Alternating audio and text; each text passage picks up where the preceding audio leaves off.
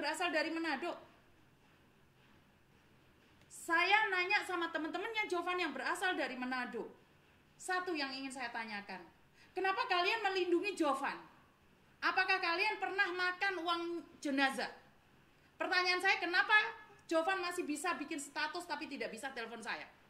Saya menyanggupin uang tiketnya. Saya tanya sama bapaknya dan saya punya rekamannya.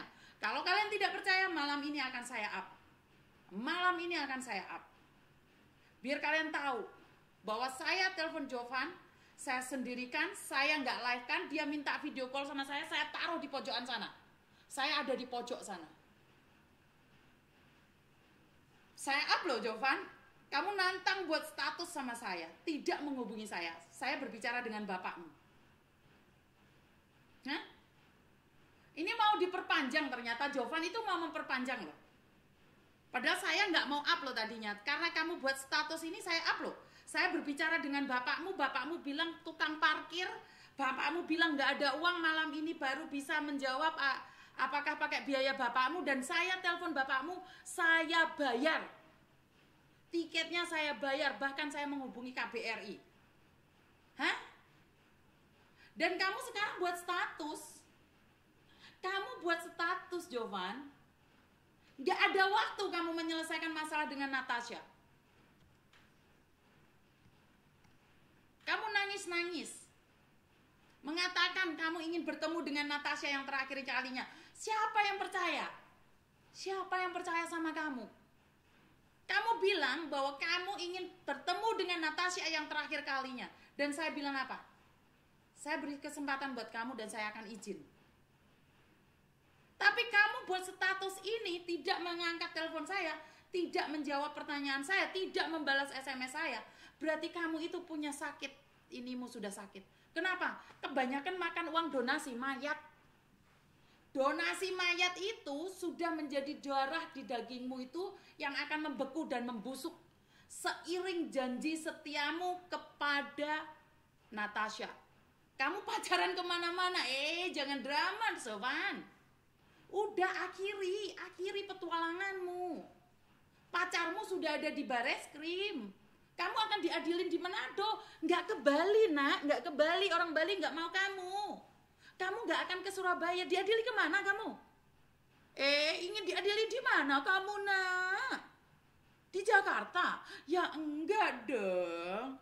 Kamu itu diadili bukan di Jakarta. Ya di Manado. Lucu kamu itu sama kayak tantenya. Sama kayak tantenya. Aku kira tantemu yang keterbelakangan mental. Ternyata kamu juga kena mental, nak. Antara omongannya tidak sesuai. Perlu saya upkan di media sosial.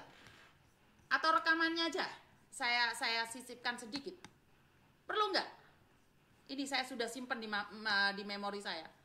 Dan saya tulisin di sini, Natasha jangan di-up. Saya ada loh tulisannya, Natasha jangan di-up. Jangan di-up, Jovan. Oke, karena Jovan ingin tahu apakah benar yang saya sampaikan, saya akan meng-up sebentar ya teman-teman ya. Bukan saya ingin mengatakan jahat atau tidak, tetapi ini sebagai konsekuensi atas drama yang dia lontarkan. Sebentar, saya akan meng-up-nya.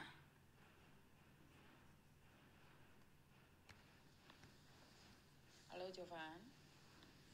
Nah, Miss Yuni nggak ngerekam kamu nih. Miss Yuni nggak ada ngerekam-rekam. Kenapa, Van? Saya agak susah, Miss. Susah kenapa? Gimana ya, Miss? Kadang-kadang suara agak susah jadi harus. Suaranya kecil teman-teman, karena memang saya tidak sengaja merekam, tapi setelah itu saya curiga bahwa Jovan ini pura-pura atau drama. Karena itu saya mengambil keputusan untuk merekamnya. Saya sadar, saya salah. Kamu sadar kamu salah, terus? Saya bisa. Tapi yang saya lebih menyesal orang dekatnya. Nggak paham saya. Kamu ngomong nggak paham, Pan. Miss Yuni nggak paham. Nggak dengar soalnya. Saya belum up loh ya. Kamu masih pengen dengar suara papamu? Yang saya bilang akan beli tiket buat papamu. Dan pemerintah, Pak, walaupun itu siap, Bapak, siap. Kan didampingi ya, Pak. Kan saya udah Sebentar. Karena suaranya saya rekam semua, teman-teman. Gak ada yang nggak terekam, termasuk suara papanya. Tentunya buang sampah sekarang.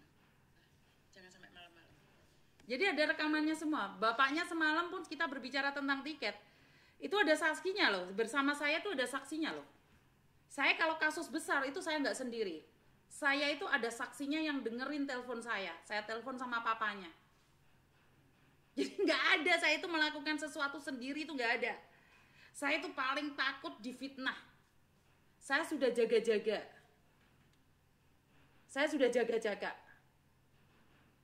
Ngerti nggak? Saya sudah jaga-jaga terfitnah.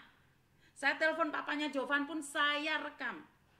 Saat beli tiket atau apapun saya rekam. Dan jangan lupa rumah saya ada CCTV. Rumah saya ada CCTV di belakang itu.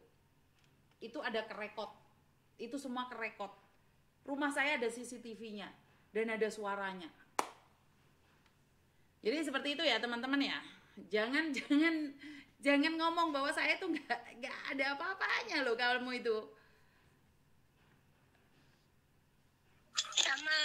Mana? Lihat mukanya papamu mana, Nak? Ini loh masih teleponan sama anaknya. Ingat kan Jovan? Papamu.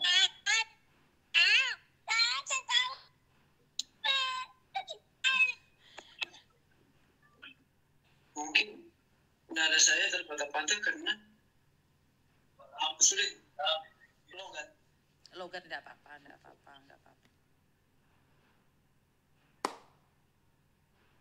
Jangan bikin status sama saya. Jangan drama-drama sama saya. Iya, dia lagi nonton, Mbak. Dia pakai akun siapa tadi itu. Dia lewat ada yang screenshot. Karena temennya yang ada orang Manado itu info ke saya. Temennya yang ada di Manado itu info saya.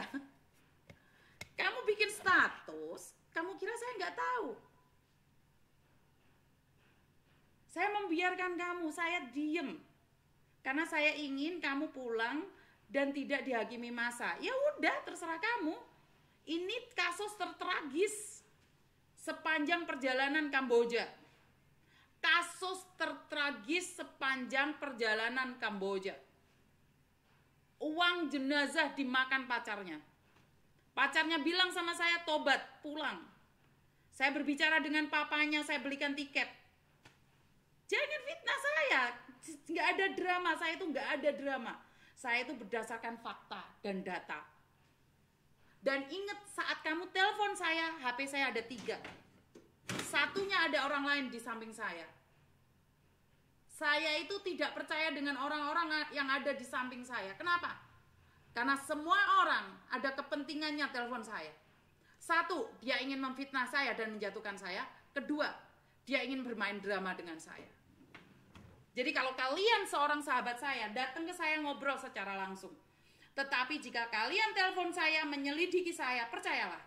Saya akan adakan 2 telepon dan saya akan adakan saksi.